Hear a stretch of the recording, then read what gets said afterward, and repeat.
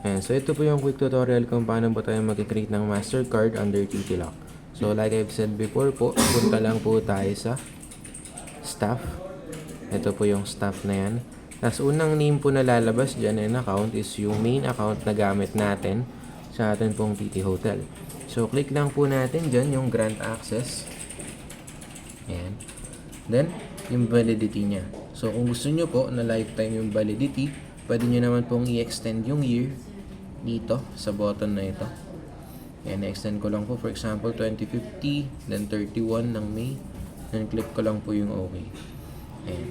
So discuss ko na rin po ito isa-isa, no? So nakalagay po dyan yung access to, may all doors, building card, floor specific, clip card, and privacy override.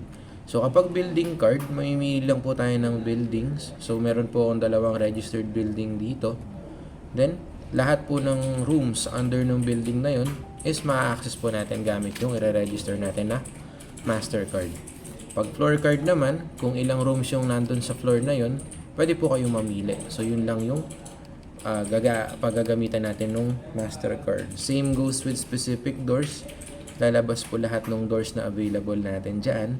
Then pipiliin lang po natin kung saan yung gusto nating ma-access. Pero for example, since Mastercard nga po ito, gusto nyo lahat ma-override nya, all doors po ang pipiliin natin, and make sure na naka-check yung privacy override. So pag naka-check na yung privacy override, click po natin yung OK. Lalabas yung prompt grant access. Kunin natin yung card. Ito yung gagamitin ko. Tap nyo natin dito. Iwan po natin yung card hanggang matapos. Ayan.